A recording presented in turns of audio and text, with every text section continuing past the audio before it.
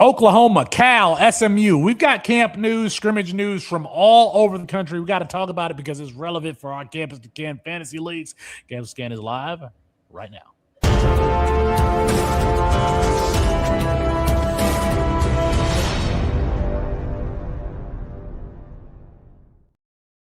What's up, D-Walk? I see you in the chat. It's Felix, Sharpe, and Matt Bruening for CampusToCan.com. I hope you like what we're doing, trying to grow college fantasy football. Matt, so much stuff is happening in college football right now that we couldn't wait until Wednesday to go live again. So we got to go live right now because there's actionable stuff going on. Mm-hmm.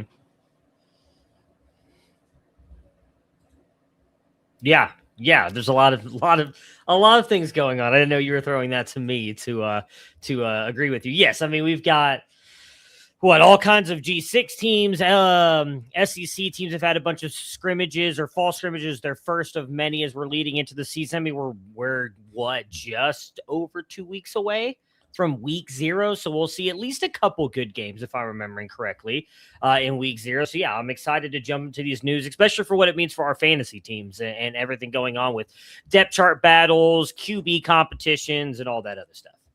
All right, Matthew, for the rest of the show, have a conversation with me. So when I stop, you jump ready in. to go. Okay. Baylor Bear, I see you. Ben in the chat, and Logan, I see you too. By the way, if you are watching live, it helps with the algorithm if you drop a chat. So drop a chat on a school that you want to hear about right here in the live chat, and maybe we'll get to it. Maybe we won't. We're also going to talk about later, after we get through this camp news, what do we do now that drafts are over, specifically in Campus to Camp leagues? How do we get ready for the season? All right, I want to start right here, Matthew. As far as what I've wanted to see, I've wanted San Jose State news. I've wanted Colorado State news. Can't find it. Cannot find it. You found from which of those? Colorado schools? State. I could not find anything on San Jose State either. I tried so hard. I could find nothing.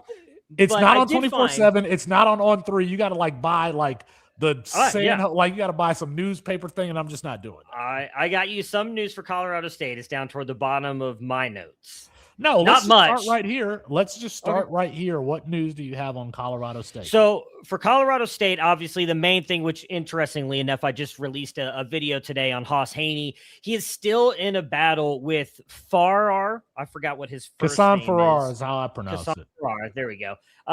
Both of those actually produced long touchdown runs in their first scrimmage of the season here for Colorado State.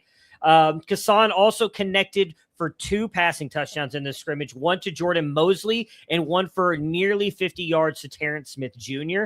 Hejny did throw a long touchdown to RJ Vick as well. Running back Mel Brown recorded the longest rushing play in this scrimmage. According to Jim Mora, the offense played quickly through schematic, the scheme that he likes to run, but he said both quarterbacks needed greater consistency and is not rushing his decision on who will be the starter.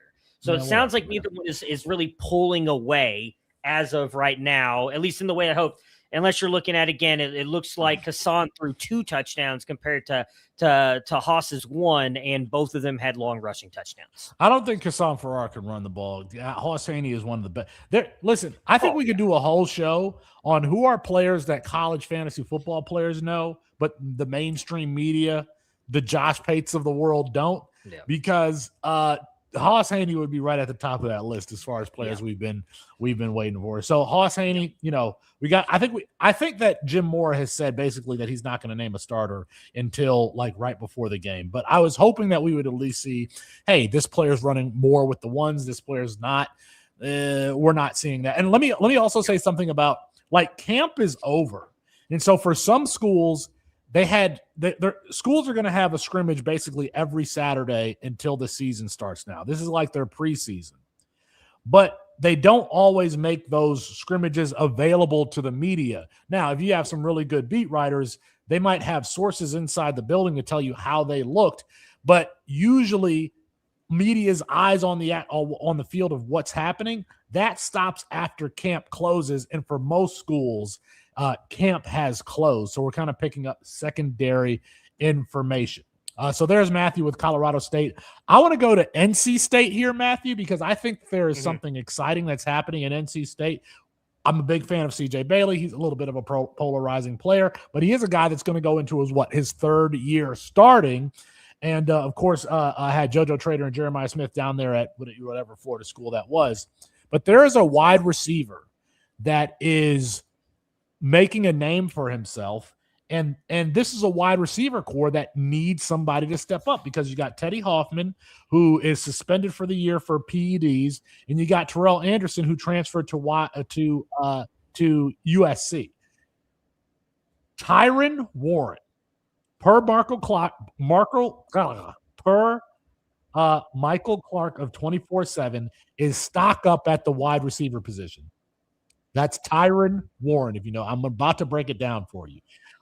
He's a senior. He was at Alcorn State last year at 442 yards receiving, but two things. They only passed for 2,000, so that's a 21% market share. And he also averaged 18 yards per catch. 6'2", 292. And do you know who he reminds me of, Matthew? I wanted to put him on the screen. Do you know who he reminds me of? I mean, I do because I'm looking at the sheet. You're looking at the show sheet. And I'm actually, we got time today. I'm going to put this on the screen. He reminds me of Tamarian Terry. If you remember the galloper Tamarian Terry at Florida State, that's who he reminds me of. If you remember, to a certain extent, Montez Walker last year or 2 years ago at NC State, that's who he reminds me of that. Listen to these athletic numbers. 43.5 inch vertical jump, 11 foot, 43.5 inch vertical jump is like he would have had the best vertical at the combine this year. But anyway, 11 foot broad jump, a 4.08 20-yard shuttle. I think anything under 4.1 is really ridiculous. And he was clocked over 22 miles per hour on catapult. Now, I usually scoff at the notion when somebody says somebody's over 22 miles per hour, but I wouldn't in this case because he looks like Tamarian Terry, and Tamarian Terry was like one of these 22 mile per hour runners. Tamarian Terry at Florida State got drafted by the Seahawks and then kind of petered out here. I want to share my screen. I've been trying to do. I thought you'd give me an assist here, Matthew, because I had the video right there, but no, thanks. Anyway, up. There we go. So this is I mean, at 6, let me turn the audio down so I can't hear it in my. All right, at 6'2", almost 200 pounds, and moving like this, I mean, he can move. He can move, and this NC State team needs somebody who can stretch the field and can go up and make a play. Like, I like Victor Snow in the slot, but they need somebody on the outside. And if you're watching on the screen, tell me that doesn't seem like Tamarian Terry. He's got a reverse. He's going to take it back for like a 60-yard touchdown. He's got a little bit of acceleration, a little bit of agility, especially when you consider his size and frame, long arm, Spider-Man-like build. Matt, does this not remind you of Tamarian Terry or Devontae Walker, somebody like that? I'd say more Tamarian Terry than Devontae Walker, but yeah, I mean, again, he could be a very interesting fit there in the NC State offense. There's been a lot of hype about CJ Bailey and the steps forward that he's been taking as well. So I think a very interesting get from them. I did not know the name until you brought it up. So yeah, he is. I know this is why Campus to Canton is fun. Like catching this deep pass right on his fingertips. I mean, that looks like Tamarian Terry to me. Not Tamarian, Devontae Walker. That deep throw right there. So that is somebody that you guys should. How do you put us back on the screen? There we go. That is someone that I think that you should at least put on watch list because we know CJ Bailey is going to throw the ball around until they get to the goal line. They're going to put in Will Wilson and he's going to punch it in from 1 yard out. But could this Tyron Warren, this athletic kind of freak from Alcorn State, who's a senior, by the way, could he have a breakout season for NC State? I don't see why not. Now, it gives me a little bit of hesitation that he did this at a lower level, but it looks like a great athlete, a great name to put on your watch list. Tyron Warren. There we go. Matthew, give me some camp news that you got. We'll go back and forth. All right. Let's go to Alabama. You mentioned it, and this is not untrue. A lot of these scrimmages for the top end schools are what they're called closed scrimmages. So you're really only getting notes from people who were able to be in there or things that the coaches said. So this was a closed scrimmage here for Alabama, but the main takeaways here that I saw and heard from Kalen DeBoer talking about was A.K. Deer scored a touchdown and actually apparently looked really good until he got injured in this scrimmage. He's being evaluated further. There's no determination on the severity of the injury, so that is something to watch. As EJ Crowell did not participate in the scrimmage and has actually missed several practices. Yeah. So I mean, this is not looking good for him. On top of the injuries, which also mentioned, Lotsier Brooks has been out as well for several practices and also missed the scrimmage. And Kalen DeBoer has said that he expects him to miss more practices, but is not necessarily expecting him to miss any games. A lot of the buzz coming out of this camp out of the scrimmage, though, was how good Keelan Russell looked. There was no reports on stat lines at either 24/7 Sports or Yellowhammer News. I saw Ryan Grubb an interview, and they both had tip pass interceptions. Yes, I don't know if that is the tip by the wide receiver or tip by the defense, but both of the players had tip pass interceptions. Austin Max, from what I read, was tipped by a fellow defensive back into the hands of another one for the interception, but he also apparently threw 3 touchdowns in this close scrimmage, while the reports are that Russell threw multiple touchdowns but had the 1 interception as well. So they just said multiple. I don't know if that's 2 or 3. There was multiple places that said Austin Mack threw 3 touchdowns and 1 interception. So, to the conversation we were having on C2C Live with Chris K last week, is it going to be Keelan Russell or Austin Mack? It sounds like, I guess, in a way that it's still a competition, but both 24/7 Sports and Yellowhammer News talked about how Keelan Russell generated the most buzz and the strongest buzz out of this scrimmage. Okay. What do you do if Austin Mack is on the waiver wire in your league and if you have a spot open, I think you have to pick him up, don't you? I would just keep scrolling, find somebody else. You're an Austin Mack. I just got so burned by making the assumption in the Drew Meskermaker versus Reese Poffenbarger. By the way, they stole Reese Poffenbarger's. He won the 2025 the quarterback competition between himself, and they stole it. They stole it from him. Everybody knows this. I talked to a lot of people, and if you go talk to them down there at North Texas, they know that Reese Poffenbarger actually won that job. Yes, he did.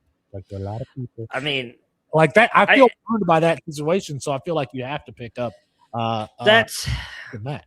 Yeah. That is fair because that's a recent example. We've been burned by other quarterback battles that we thought someone like Keelan Russell should win it.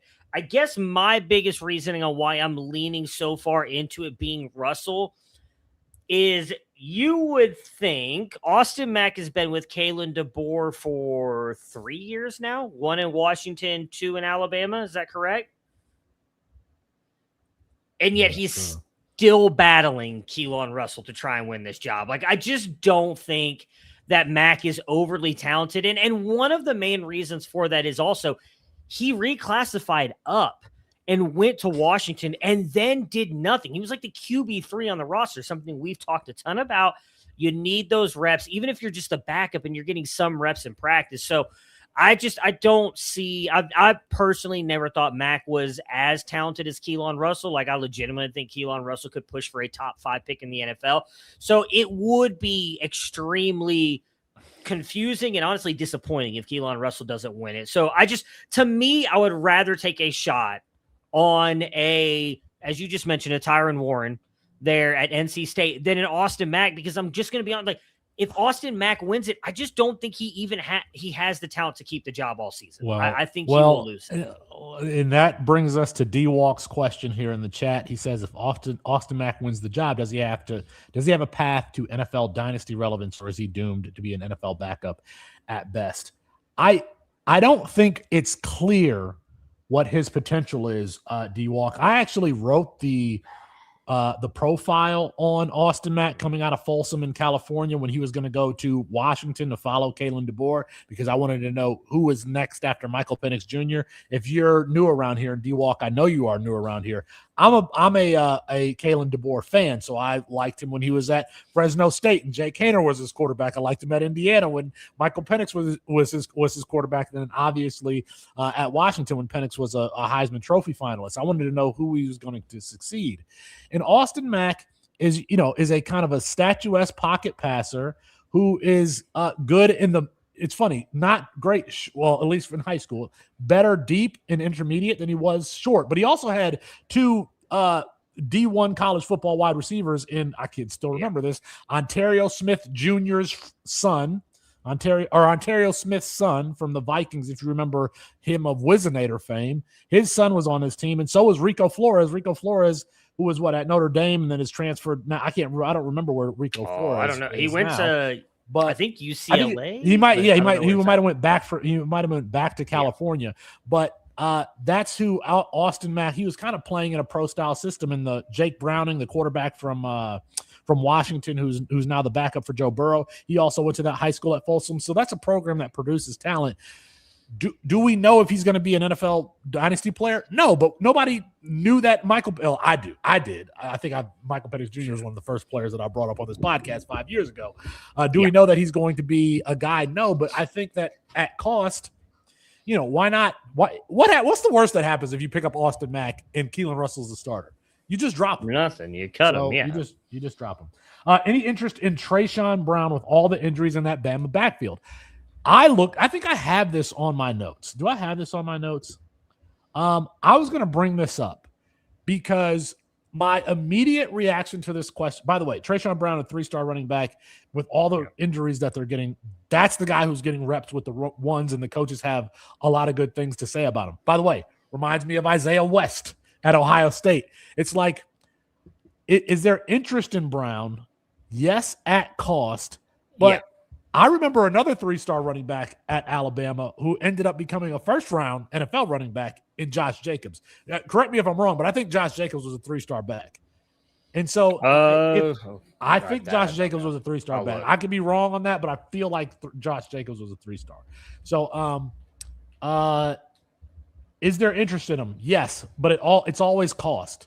It's always cost. And by the way, I feel like coaches use these 3-star players to motivate their more talented players. If you remember a couple of years ago with Ollie Gordon and Mike Gundy, you remember how bad Mike Gundy was talking about Ollie Gordon the year before he ran for 1,600 yards, that spring and summer, talking about it, calling him not tough and all this other stuff. That's what it reminds me of. So is there interest in him? Yes. Yeah, I agree. That's actually I should have brought that up. Daniel Hill was mentioned in getting run here, but Trayshawn Brown received a lot of receiving work in this close scrimmage and was quote unquote chewing up yardage as the scrimmage progressed. So that was per Kalen DeBoer. So Kalen DeBoer giving Trayshawn Brown a little bit of a shout out, and Josh Jacobs was a 4-star for 24/7 Sports, but was a 3-star in the composite. That was back when they still had the designation on the running backs, a passing back and a running back. All right, that's Alabama. Matthew, let's go up north to East Lansing, 320 North Chestnut, downtown Lansing. I can see it. That's where I used to live there in Lansing. Jace Clarizio is so buried on the depth chart. He might be 6th according to SI.com's Jacob Kostanica. Matthew, it's done. It is so done for Jace Clarizio. I still have Jace Clarizio rostered in some places. It's time to make that cut. I still have him rostered, I believe, in the League of Record draft that we are currently working on right now. I'm pretty sure I still have him rostered. Time to be done. Yeah, unfortunately.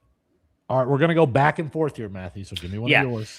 So I was going to talk Miami, but there's not really a lot to talk about there. So we're going to talk about BYU, a school I think you might be interested in. So Bear Bachmeier. I don't know what you're going to say, but I think that Walker Lyons is going to have 60 receptions, 750 yards receiving, and 8 touchdowns this year because it ain't nobody else to throw to at BYU.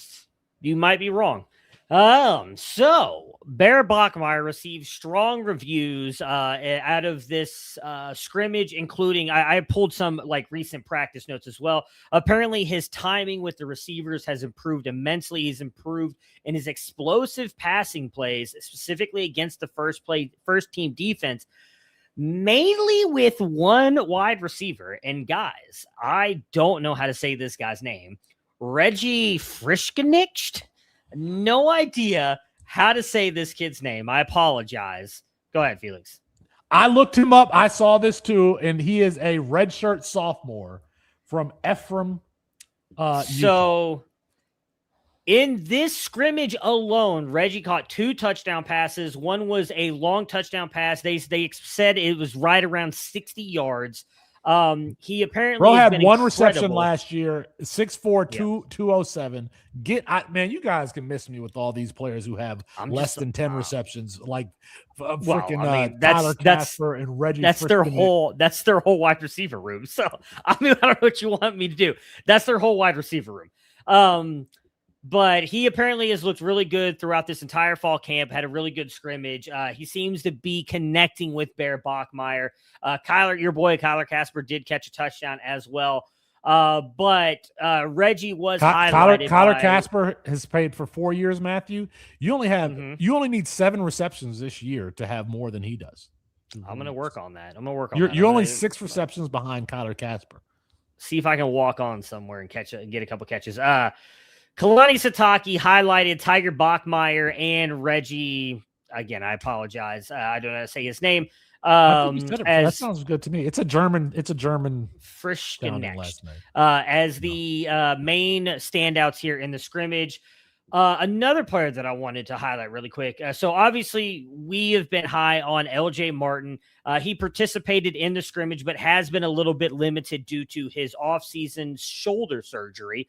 So when they got to the what they called quote unquote thud part of the practice, he sat out.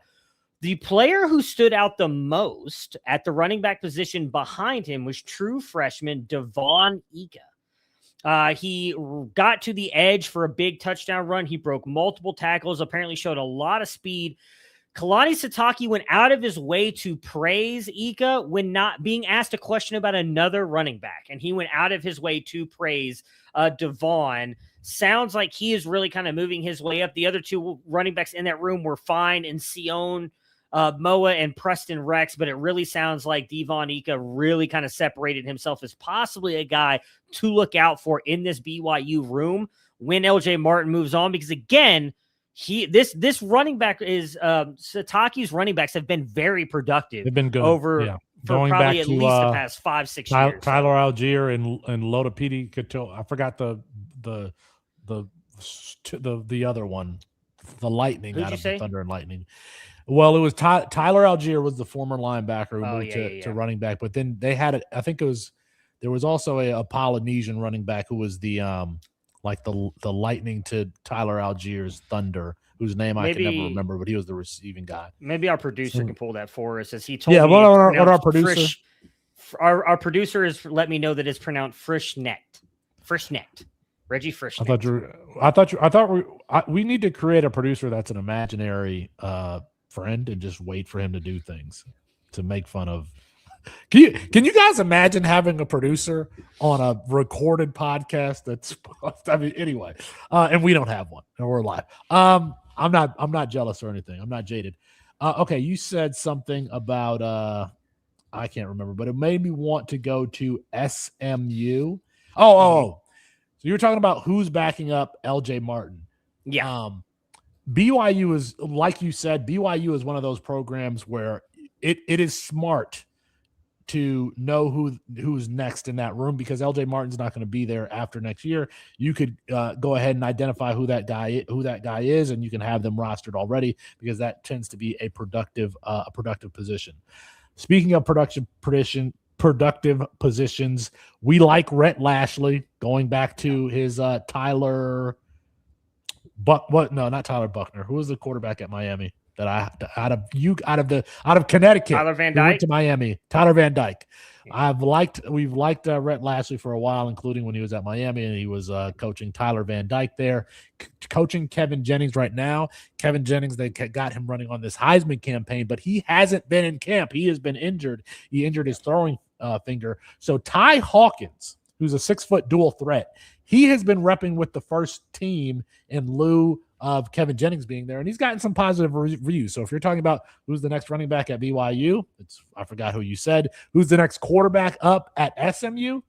Ty Hawkins. Ty Hawkins, and that is per Billy Embody at 24/7. So yeah, at least a player to put on your watch list. Oh, he should be being drafted. I don't remember exactly where we had him. I don't remember where we had him in our freshman supplemental guide, but I'm pretty sure I did his write-up where I talked about he's the perfect fit to take over for Kevin Jennings because he's Kevin Jennings, just possibly a little bit more athletic. Like he well, goes Kevin Jennings right didn't run that. last year, so yeah. Sure. I mean, Ty Hawkins has been well known for his running at IMG Academy. Again, I think his biggest issue has been more actually his passing than anything else. He doesn't have quite the strong arm either, if I'm remembering correctly. I want to say it was probably right around like a 52 arm velo, but was it might have been a little better than that. I'm not 100% sure, but was a guy that I somewhat liked at IMG Academy. Was definitely very good in high school, though more for his rushing than passing. Like I said, I don't remember exactly where we had him in our freshman supplemental guide, but yeah, he should be, once Jennings, I assume, probably leaves after this year, Ty Hawkins should step right in, and that SMU offense likely will not miss a beat with him at quarterback. All right, Matthew, give us some more. We got lots of notes here. We prepared. Yeah. So let's go to Texas. There was a lot here at Texas. Our boy Steve Sarkisian was not afraid to talk. He typically isn't. So he said that Arch Manning had a very inconsistent scrimmage, but he takes the blame for the format of the scrimmage. He felt like the performance was up and down, but admitted that the rotation probably wasn't fair to Arch Manning, which prevented him from getting into a rhythm. That's a poor excuse for a star player that I've ever heard. But both backup quarterbacks, KJ Lacey and Diabell, apparently performed very well. KJ Lacey had an explosive touchdown connecting with Raleek Brown, actually, for that, while Diabell had a passing touchdown to Cohen Brown, as well as I believe he had a rushing touchdown, though he did primarily work with the third team. Ryan Wingo apparently had a very good game. There was a video released of him scoring a touchdown. Now, it was a busted coverage, but he did catch a long touchdown. Cam Coleman also caught a touchdown, and this one made a difficult contested catch. That is also Twitter online. is making it look like Cam Coleman is better than Jeremiah Smith, because my timeline is all day is Cam Coleman highlights. Yeah, he made some pretty good catches. Emmett Mosley was limited, but he did catch a couple short passes. The main actual true freshman that was talked about more than anybody, more than Jeremiah Bishop, was Cohen Brown. Now, I'm not trying to tell you that Cohen Brown is better than Jeremiah Bishop. I don't think so, but Cohen Brown really seemed to have a very, very good one compared to Jermaine Bishop. Raleek Brown and Derek Cooper were the running backs that stood out in this scrimmage. Raleek Brown not only caught a long touchdown from KJ Lacey, but also apparently looked really good as a runner. Actually, I believe had 2 touchdowns in this one. Derek Cooper also scored a touchdown. Seems to be positioned as the third running back, but a guy that they went to quite often in the red zone, despite which team was playing first, second, or third team, which I think very, very accurately highlights something Austin has talked a lot about, in that they think Derek Cooper could be that guy for Texas. Looks like it. And then tight end Michael Mazunis apparently looked really good, performed mainly with the younger group, so the second and third team, but premiered very well as a receiver and blocker. Is actually his key block that allowed Cooper to get to the outside for a touchdown. So it was a massive standout here. Again, a name to watch. I'm pretty sure we have him fairly well ranked, as well as the CFF team here at Campus to Canton does. It's a big deal for what Sark has been able to do from that tight end position. Michael Mazunis is not a player that you need to watch. He is a fifth-year senior out of – so just saying. I don't think so. He's getting a lot of love. I mean, maybe from a CFF perspective, maybe from a pure CFF that's what I'm saying. I mean, but what? Okay, what Sark has done at the tight end position the past couple of years. You want to have that tight end on your team. So if it's going to be him, he might be a guy you want. Michael Mizunis, 6'5", 259 or 259, 260. So, when those players are 260, 6'5", a little bit lower, a little bit bigger build, you're not going to get the big explosive plays. So Michael Mizunis. Okay. Where do I want to get to? At Meth Labs, I do see your question about Israel Made going back to Arizona. I think we should answer some questions about and talk about some of these situations if a senior is returning here late, because like Desmond Reed going back to Pitt? We should talk about that. Seen that. I can see. Desmond Reed could be back at Pitt. We might save that for Wednesday. We might want to save that for Wednesday. Anyway, okay. Since you covered Texas, let me go here a quick hit from Brody Lusk for 24/7's Oklahoma site. Jonathan Hatton, running back Jonathan Hatton, getting reps with the 1s and 2s in the Sooners scrimmage this Saturday. Matthew, I think that Jonathan Hatton is a kind of I don't want to say he's a jag, but I think that he is just as good or better than Jaden Ott was at Cal. And I said this in the spring. I said I think that if there's a guy who could have a Jaden Ott-like rise in value, it's Jonathan Hatton. And here he is repping with the 1s, as we're getting closer to the season. I mean, you're asking the wrong guy, because I was a big fan of Jonathan Hatton our freshman supplemental guide. Very surprisingly quick feet. Ended up, for me, I thought very surprisingly quick feet behind the line of scrimmage. He does lack high end burst, but he does a really good job in kind of getting to that second level. I don't expect him to be a guy who's going to have like massive breakaway plays, but a very good receiver as well. Had 67 receiving yards and 2 touchdowns in that final year there in high school. He does have the ability to hit cutback lanes, reach the second level very quickly, runs with a lot of power and really good contact balance. So he was a guy that I liked more than I believe Matt and Austin did specifically on the official recruiting show on the Campus Camp podcast feed. But a guy I think could be very good in that offense. I don't think you need a guy who's going to break plays necessarily, especially if Mateer and them are able to get you down to the red zone. I think Hatton could be very good. So.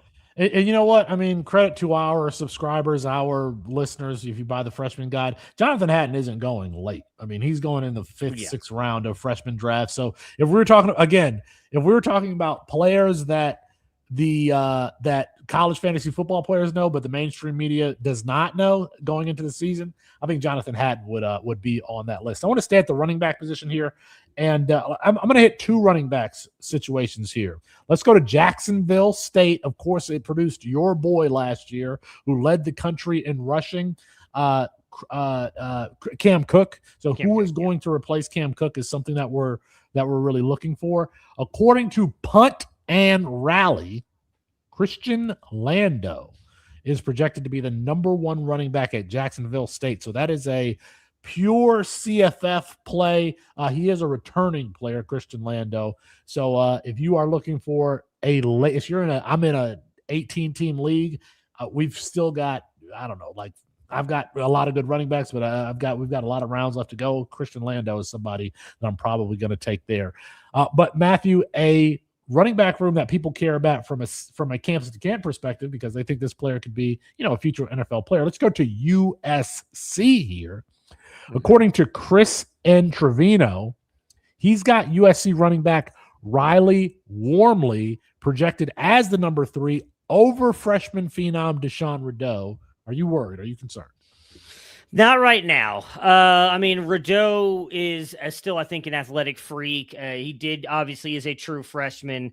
I am not really worried about it right now. I mean, we were asking the same questions about a guy like Quentin Joyner, if I'm remembering correctly, when he first joined USC. He was, I believe, the 3rd or 4th running back on the roster to begin with. Now, maybe you could argue that didn't necessarily work out, as he ended up transferring out, going to Texas Tech, but I thought he was still very good toward the end of the year for the Trojans as a true freshman. I think once Rideau gets on the field, he will move himself up that depth chart. You're muted. Riley Wormley is a 5'9", 190-pound second-year player. So he was a true freshman last year. He actually had 5 carries for 18 yards, average 3.6 per. But at least one beat writer has Wormley ahead of Deshaun Rideau. I think that's interesting. All right, Matthew, what else you got? So right now I want to talk about the Tennessee room. Although real quick, I do want to mention, I don't disagree with you. You want to have like a starting running back, especially for Jacksonville State, but that whole coaching staff left. I don't know that they produce a Cam Cook. I mean, Rich Rod's gone. I think it's Tristan Cricket or Clint Trickett. Clint Trickett is also gone. Those are the guys I think were the ones who really produced that offense more than anything else. But let's go over to Tennessee. We're getting another quarterback battle here between George McIntyre and true freshman Brandon Faison. Apparently, neither quarterback really separated themselves in any way. Both struggled with communication. Both did improve as the scrimmage progressed. They did produce well downfield. That's kind of Josh Heupel's offense. Both handled drop back passing, play actions, run checks, and RPO decisions very well, though. Again, those are kind of the highlights of the Josh Heupel offense. The positives for George McIntyre, he continued to command the offense after spending a full year in the system. He improved his progression, his downfield production after even an uneven opening, good overall ball security. Faison Brandon, I'm sorry, I said it the wrong way earlier. Faison Brandon settled down after early communication issues, made more plays downfield, worked through his progressions rather than relying exclusively on his first read, and did a much better job of protecting the ball. You can't read. You're trying to read. Yeah. You can't read. Just talk to us. The running backs. Well, because I was trying to read certain things because I had some of the notes there, but I wanted to make sure I hit the certain things. Deshaun Bishop is the guy, something we all know. We have all known. Heupel didn't really let or talk about any of the other running backs behind him as the standout: Justin Baker, Javon Gordon, or Dwayne Morris. So I don't know that there's any real advantage there, or player that you're looking at behind Deshaun Bishop. If in any way he gets hurt, might have to be something you look out for. It seems for sure that Mike Matthews and Braylon Staley are the locked in two starters right now for Tennessee. Josh Heupel has come out and said that while the scrimmage and the practices have been good, there's not been any real true standout for that wide receiver 3 position. It has come down between Tristan Keys, Travis Smith, and Radarius Jackson. He does expect one of those players to emerge, but he said he might need several of them through the season. Can I just say something that I just realized? I think Tennessee is like my Fugazi team. Yeah. I don't believe in I have not drafted a Tennessee player in years. Not since Malachi Wiley. If you remember Malachi Wiley, who was supposed to play. Was it Wiley? Was it Malachi Wiley? He was supposed to play basketball and football. I don't remember. Hold on. Wiley, Tennessee. Now, I'm gonna figure out what his name. It was Malachi something.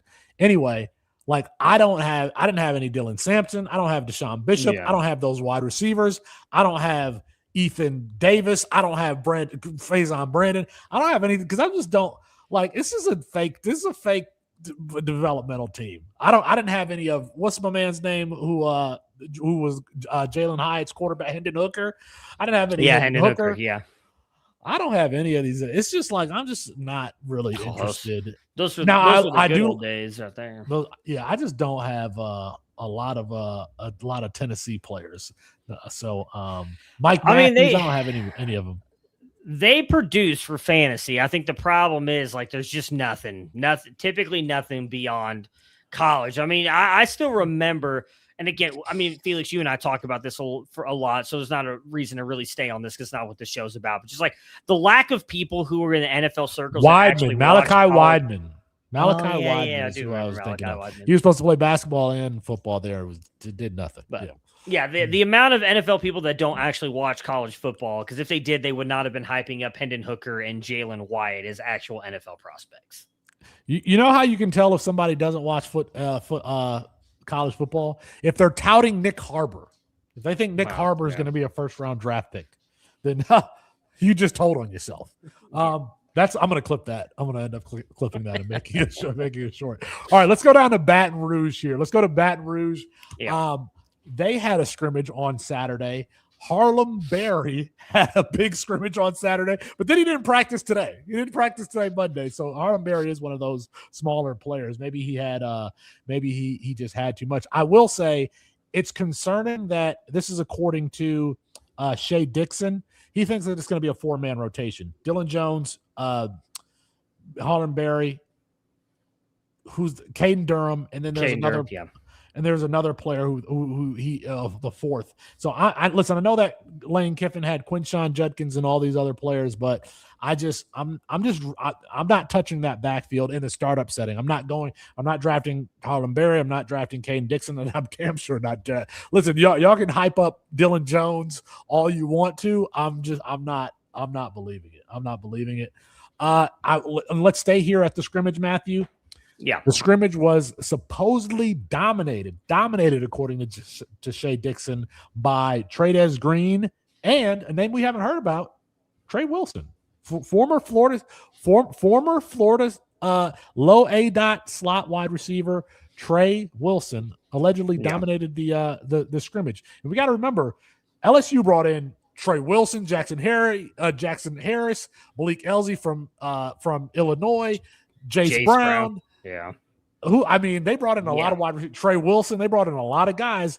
And I think Jace Brown's going to be the number one. I really do. And, I forgot even your boy Winston Watkins. Somebody show me Winston Watkins' best play. Don't like Winston Watkins at all. I don't either. But that's like a Colin or Austin play call. That's not mine.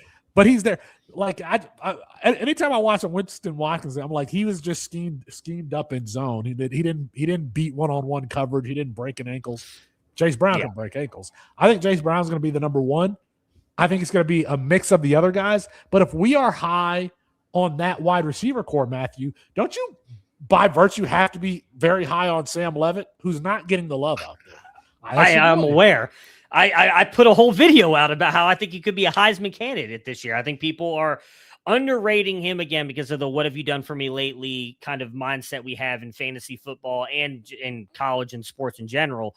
Again, you look at what Lane Kiffin has done with quarterbacks, especially what he did last year with Trinidad Chambliss. And I understand some of that has to be attributed to Trinidad as well. I'm not trying to say Trinidad is only him because of what Lane Kiffin did, but Lane Kiffin is just an incredibly good offensive play caller. He knows how to get the best out of his players. And I think Sam Leavitt is going to be the guy. I mean, they talked about him in, oh man, what is the show that we both listen to? Cover 3. For life, me couldn't remember that name for a minute.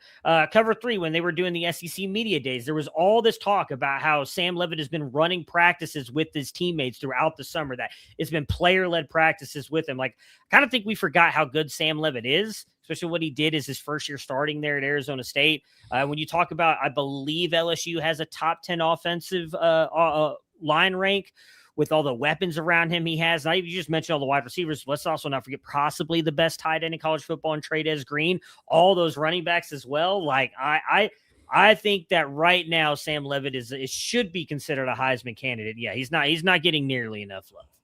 I mean, after Jaron Kiawe-Sagapua-Tele, who I think is eminently more talented, and we're talking about a dark horse who could win based on situation, LSU is one, and to be honest with you, CJ Carr is one, because I think that Notre Dame is going to be up 30 in the fourth quarter with 5 minutes left, and they're going to be calling timeouts. They're going to be throwing the ball. They're going to be doing things that are not very Christ-like for Notre Dame this year. I think that they're going to be running it up. Okay. I'm going to cut that one too. I'm going to cut that one too. Okay. Let's go to Cal, Matthew. I'll give you some news from Cal. You like it. I said Jaron Kiawe-Sagapua-Tele, so let's go to Cal. According to Thomas Dunn, Cal players making names for themselves in camp include wide receiver Jordan King, wide receiver Trevor Rogers, and a running back that I've mentioned a bunch, not Adam Muhammad, but UC Davis's Carter Vargas. Carter Vargas is going to be the lightning to Adam Muhammad's thunder, and this is a player who could have 25 receptions, 600 yard receiving, very slippery, explosive player. So it's not just Adam Muhammad. It's not just Chase Hendricks. It's not just Ian Strong. It's not just Dorian Thomas. It sounds like some of these other players. And I didn't know who the third wide receiver was going to be. Somebody said Cooper Perry, who's a returning player, but it sounds like Jordan King and Trevor Rogers are having very good camps. So watch out for them. Yeah, I mean, look, I love that news, because as I've been saying for quite a little bit now, I'm a little bit worried about what your guy's boy Adam Muhammad's going to do in this offense. I think he's. Did you mean to take it off the screen? No, I don't know what. I thought you were about to play something. Okay, that was just no. I switched to make sure. We need a producer. Right. This is a terrible show. This is a terrible show. We need a producer. The fact that you are hyping up Carter Vargas as the Lightning to Adam Muhammad's Thunder, I think, again, is just going to prove me right once again. That I think Adam Muhammad's going to be fine, but I don't think he should be at least ranked and drafted where he's going, because I think that there's a better chance that some of these more explosive plays. He's a better player than Kendrick Raphael. How about that? Kendrick Raphael was an RB2 at least last year. He's a better player than that. He's just not. He's 220 pounds, and you want him to run like that. He doesn't. So that's frustrating to me too. But he's still going to have. I still think that he is going to have 185 carries this year, and that doesn't include what he's going to do in the reception game. And by the way, they're going to be around the goal line a lot. So I still think that Adam Muhammad deserves to be drafted. Where, by the way, I'm the one drafting him in the second round and just pushing the button every single time. I'm aware. I just think he's being overdrafted. I think this team around him is being built in a way for JKS to throw the ball. And I think a player like Vargas, who could lead into that explosive play kind of narrative that I think Cal wants, is going to eat into some of Muhammad's value. Okay. You want me to go again here? I can go to Clemson. How about we go? I got to one Clemson? more. Let's end with Clemson, because mine's not a ton of notes here on the last one. It's just Oregon. Not a lot of positive, or I should say not a lot of positive news. There's some negative. A lot of turnovers and ball security issues between Dante Moore and Dylan Raiola in this scrimmage. However, Dan Lanning did go out of his way to compliment Dylan Raiola and talked about how it is a night and day difference between when he arrived in the spring to what he is now. He's credited him with a ton of improvement over the spring and into this fall role. Now, obviously, this has no effect on Dante Moore whatsoever, but I think, again, if you for whatever reason drop Dylan Raiola at any point, or if you're in a draft and he's available, I don't know that the NFL upside is there for him anymore. But I personally think you still want the Dan Lanning quarterback. He just has always done a good job of bringing in offensive coordinators that produce these quarterbacks. Again, Felix is giving me looks, but again, I'm giving you a look because you brought up fumble news, like for Dante Moore, who's going to be a first-round pick. Not just him, but you talk about practice. You talk about practice. Do not know that Dante Moore is going to be. You talk about practice. You talk about practice. The other thing that I want to mention really quick, because there's a lot of love for this wide receiver, Jalen Lott, and we've kind of mentioned that Dan Lanning does not really play true freshman. I'm going to give you and I quote what Dan Lanning said about Jalen Lott in the scrimmage this past weekend. Deer in the headlights. A lot of deer in the headlight moments for Jalen Lott. That's not a, encouraging review from your head coach. They asked him if he was going to play significant time. He deliberately declined to identify any issues until he quotes unquote reviews the film. So that's not the most glowing review from for a freshman wide receiver from your head coach. So we just might want to watch out for that. Jalen Lott could be on deer in headlights. That was you at the beginning of this show when I threw the opening to you. That was very much. I was pulling my notes up. You know what's funny is I know when you're just frozen. And by the way, not frozen technologically, just like, and I was just like, you know what? I'm just going to let this sit here. I'm going to let it sit here and let it hurt. Okay. I've got a couple more. I got Clemson and I've got Washington. Of course, Washington is a team I'm paying attention to because I want to know what's happening with that running game. No Jonah Coleman, no Adam Muhammad there at Washington, and Quade Carr, this second-year player, and Jaden Lamar, who's back. They're the ones repping with the ones during Saturday's scrimmage. So I think Quade Carr is getting drafted late. Jaden Lamar is not really getting drafted at all, or hadn't been because he's been injured.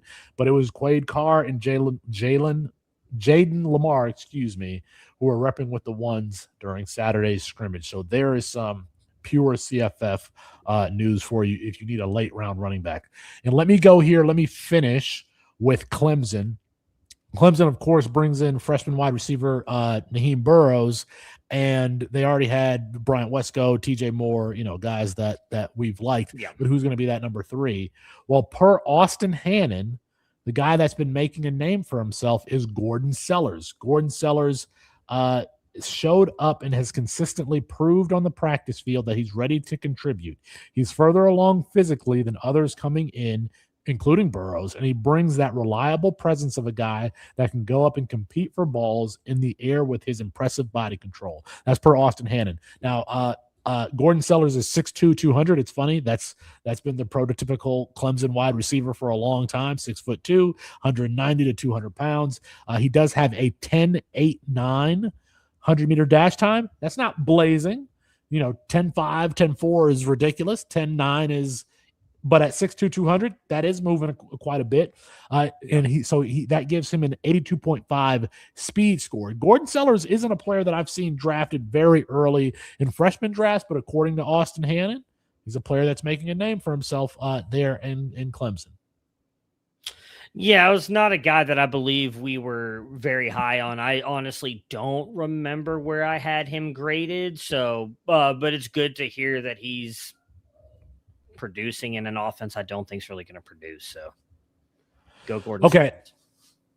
Matthew, I want to go now to, by the way, Felix, Sharpe, Matt Bruening. We obviously just covered camp news. If you're watching this right now, go ahead and drop a like on the video. Let's get this to 50 likes. So if you're watching this later and you see it has 30, 20, 45, 49, don't be a hater. Don't be a hater. Go ahead and drop a like on the video. Let's get to 50. I want to talk about, and I should have asked for a like earlier in the show. I didn't, because I'm not a professional and we don't have a producer to remind us of things. Oh, here you even go. Though the show is live. Oh, what are you doing? Like and subscribe. If you're watching, production value. If you're watching on there, there you go. Production value. Make sure you upload this to the podcast feed, because I want to compete with Austin and Colin tomorrow, even though they're dropping Campus Life. I want to see what people choose to listen to on their ride to work. Okay, I do want to talk about Matthew. I want to talk about what to do now that freshman drafts and campus to Canton leagues are pretty much over, and how I prepare for the season. And let's just help me talk through this. So as I'm getting ready for the season, I like to look at each of my teams and decide right now, before we even get to week 0, do I think that this team is a contender or a pretender? If I think that they're a contender, I may, especially if we're talking about both sides of the league, college and NFL, I may go ahead and try to make a trade for a player in advance of the season starting. But I do want to know that early, especially on the college side, because you got to remember, folks, the college fantasy football season, much quicker. We're talking about 12 weeks, not 16. It's much quicker. So you need to decide within like week 2, are you a contender or are you a pretender? Because you may need to liquidate that roster, or on the other turn, you may need to bring assets onto your roster to go ahead and win it.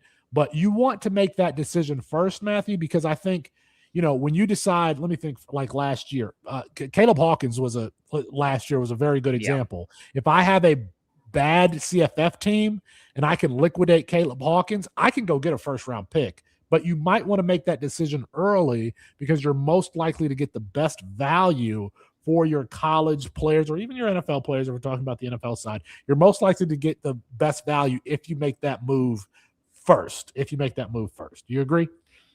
Yeah, being first to the market is definitely helpful. I mean, sometimes you might be able to get more or a better player being second, but I think being first is a big deal.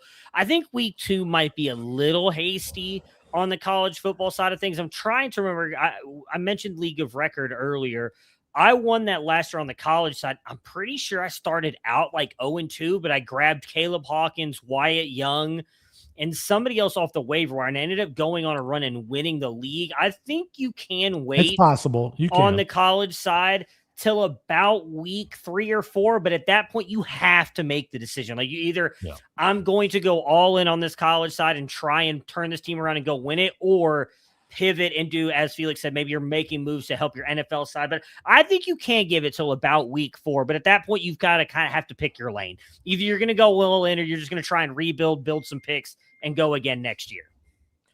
So on the college side, like, I really want to talk through this because on the college side, I think it's important to recognize what value you can get for these types of players. So a few years ago, let's say, for example, a player like Bailey Zappi or Jareth Stearns, when they were having their record-setting year at Western Kentucky, you could easily get a first-round draft pick, if not more, a first-round NCAA pick for those guys. And so, this year, Easton Messer, Brad Jackson, Chris Dawn, Sparks, if he has Bo Sparks, if he has an excellent season. Like these pure CFF guys, if you find yourself 1-3 in week 4, you can get yourself a great draft pick in the following season for those types of guys. But I tell you what, Matthew, one thing that I really like to do for players who have Devi value that is still speculative, and even players that I like, I will often trade those players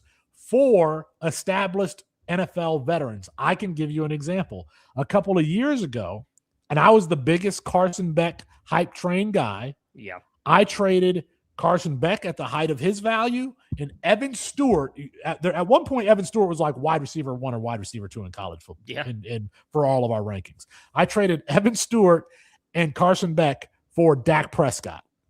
And Dak Prescott may have been injured for that. He may have been going through that. I can't remember exactly. And I traded your boy Austin for him.